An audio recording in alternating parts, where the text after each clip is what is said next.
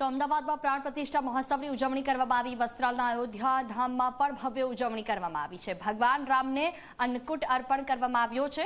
રામજી મંદિરમાં મંત્રોચ્ચાર સાથે વિશેષ હવન, ભજન, કીર્તન, અખંડ ધૂન, ગરબાથી ઉજવણી કરવામાં આવી રહી છે।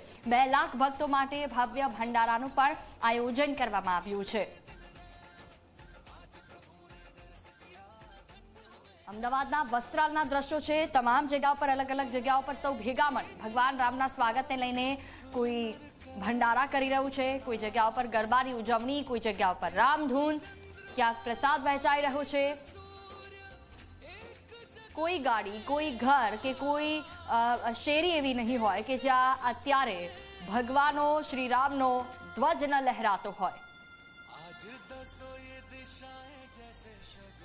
દેશભરમાં દરેક મંદિરોમાં વહેલી સવારથી જ આજનો જે પર્વ છે તેની ઉજવણી શરૂ થઈ ચૂકી છે। ઐતિહાસિક પર્વ અને દરેક વ્યક્તિ આ ઐતિહાસિક પર્વમાં પોતાની સૂચક હાજરી આપવા માટે તત્પર છે। આજે વસ્ત્રાલના જે રામ મંદિર છે ત્યાં હું ઉપસ્થિત છું અને 1.5 લાખ લોકો અહીં મહાપ્રસાદી લેશે, ત્યારે મહાપ્રસાદીની તૈયારી પણ અહીં લગભગ પૂર્ણતાના આરે છે।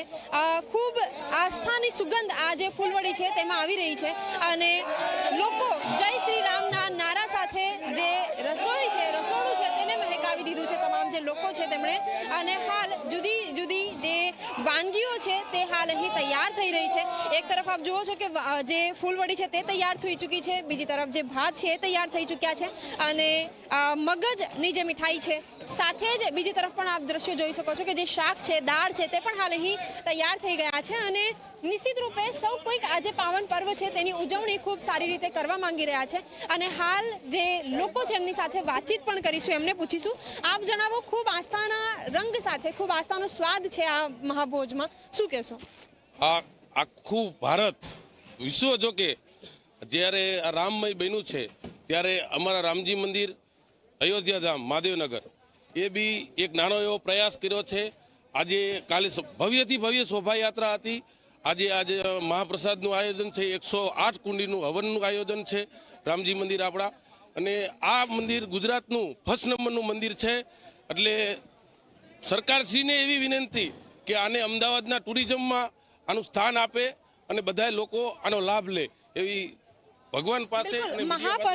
મહાપર્વ છે તો ઉજવણી કઈ રીતે કરશો? ભગવાનને કઈ રીતે રાજી કરશો? ભગવાનને 108 કુંડીનું હવન કરીને રાજી।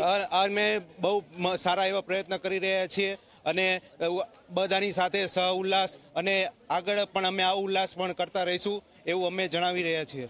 બિલકુલ, ભગવાનને તમામ જે લોકો છે તેઓ હાલ રાજી કરી રહ્યા છે અને આજે પર્વ છે। 500 વર્ષ બાદ શ્રી રામલલા પોતાના જે જન્મ સ્થાન છે ત્યાં તેમની પ્રાણ પ્રતિષ્ઠા થશે એટલે એ પર્વને સૌ કોઈ ઉજવી લેવાના મૂડમાં છે અને હાલ તમામ જે મંદિરો છે તેમાં કંઈક આ જ પ્રકારના દ્રશ્યો જોવા મળી રહ્યા છે।